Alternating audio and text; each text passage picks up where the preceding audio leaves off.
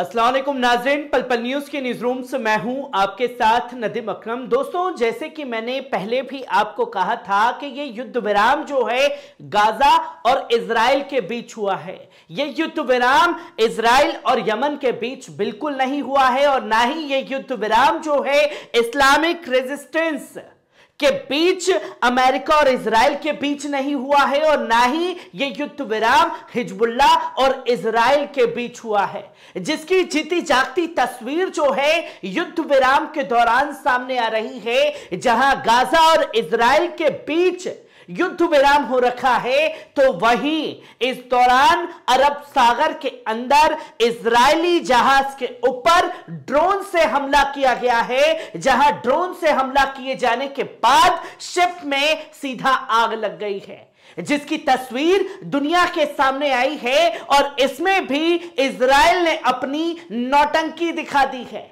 जहां इजराइल की नौटंकी यह सामने आ रही है कि जहां इस पर हमला होता है तो यह बताता है कि हमने हवा में उसे मार गिराया है। ना कभी दुनिया के सामने फुटेज सामने आते हैं कि कैसे मार गिराया, और जब सीधा इसके ऊपर हमला हो जाता है तो यह नौटंकीबाज इजराइल कहता है कि हम पर कोई हमला नहीं हुआ है, यह शिप तो हमारा है ही नहीं, और यह शिप जब हमारा नहीं है तो हमें अपने अधिकारियों से कोई इसकी जानकारी मिली नहीं। और फिर यह भी कह देता है कि साहब हमें तो यह भी पता लगाना पड़ेगा कि अरब सागर में हमारा इजरायली जहाज था या नहीं। यह नौटंकी जो है, सीधा हमला जब हो जाता है तो यह लगातार दिखाता हुआ इजराइल नजर आ रहा है, जहां इंटरनेशनल मीडिया में, और वो इंटरनेशनल मीडिया नहीं जो सिर्फ और सिर्फ इजराइल और अमेरिका की बातों को दिखा रहा है, वो इंटरनेशनल मीडिया जो खाड़ी देशों में कई पत्रकार उन लोगों के शहीद हो चुके हैं इस जंग के दौरान, तो वही खुलासा जो है खासतौर पर अल-मायदीन की रिपोर्ट ने किया है, जहां लेबनान में और खासतौर पर गाजा के अंदर रिपोर्टिंग करने के दौरान उनके कई जो पत्रकार हैं उन्हें शहीद करने का काम किया गया। जहां अल-मायदीन ने साफ तौर पर यह बताया कि exclusive Israeli ship was targeted in Arabian sea before truce. जो युद्ध विराम के दौरान जो है बड़ी खबर सामने आ रही है कि अरब सागर के अंदर पहली मर्तबा इजराइल के ऊपर यह बड़ा हमला किया गया है, जहां साफ तौर पर अभी तक हमला किसने किया इसकी कोई जानकारी दुनिया के सामने नहीं आई है, पर हमला इजराइल के ऊपर हुआ है यह बात दुनिया के सामने आ चुकी है, क्योंकि साफ तौर पर यमनी सेना ने और अंसारुल्लाह ग्रुप ने कहा था कि हमारी नजरें इजरायली जहाजों के ऊपर लगातार बनी हुई हैं, वो कहीं भी होंगे हम उन पर हमला करने से रुकने वाले नहीं हैं। और ये युद्ध विराम जो है गाजा और खासतौर पर इजराइल के बीच हुआ है, हमारे ऊपर नहीं हुआ।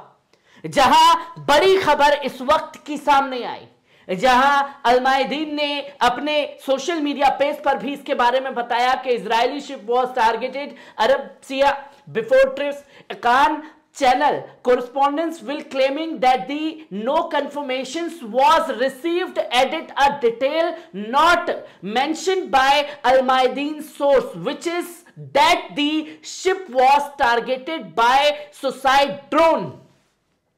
जो कि सुसाइड ड्रोन से यह हवाला दिया गया कि सीधा हमला हुआ है इजरायली जहाज के ऊपर।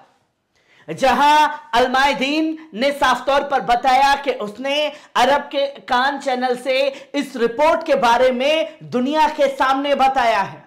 और यह खेल लगातार चालू हो जाता है जब हमला सीधा इजराइल के ऊपर जंग के दौरान हो रहा है, और वो इजराइल जिसके साथ सुपर पावर अमेरिका उसके बाप खड़ा हुआ है, और वो इजराइल जिसके साथ दुनिया की तमाम ताकतें खड़ी हुई हैं। ऐसे में जब उसके ऊपर हमला हो रहा है तो ये इजराइल के लिए शर्मनाक भी है और उसकी जलालत के सिवा और कुछ नहीं है। जहां special sources for Al-Mayadeen confirming that an Israel ship was targeted in the Arab Siya,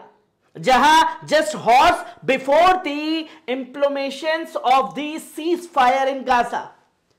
जो कि लोग इसके बारे में बात करते हुए दिखाई दे रहे हैं,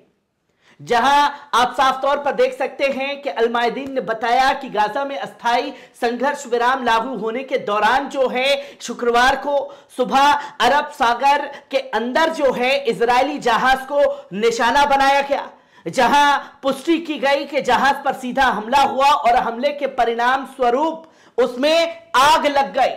ऑपरेशन के पीछे की पार्टी अभी तक सामने नहीं आई है, किसने यह हमला किया है अभी इसकी जानकारी नहीं आई। जहां अल मायदीन की विशेष रिपोर्ट पर टिप्पणी करते हुए इजरायली कान चैनल में अरब मामलों के विभाग के प्रमुख रोई कायस ने कहा कि इजरायली अधिकारियों से इस बारे में कोई पुष्टि नहीं मिली है कि घटना हुई थी या नहीं हुई थी, इजराइल वास्तव में जहाज का मालिक है या नहीं है।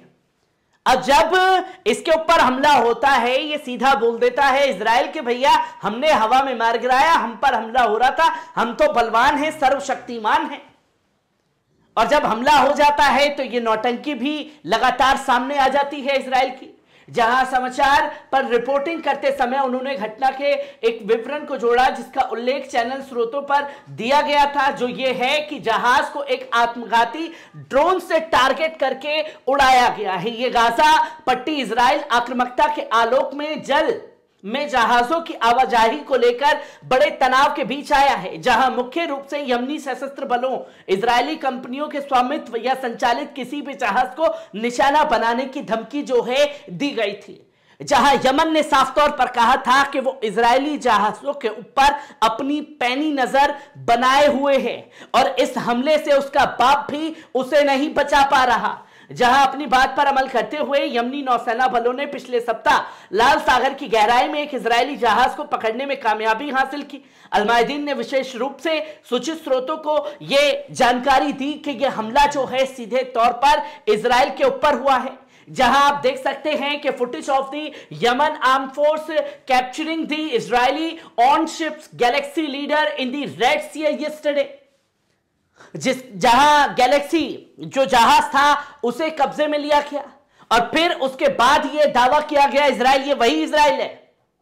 जब जहाज को कब्जा किया गया तो कहता है कि हमारा जहाज ही नहीं है, ये तो फला का जहाज है, ये ब्रिटेन का जहाज है, ये भारत का जहाज है।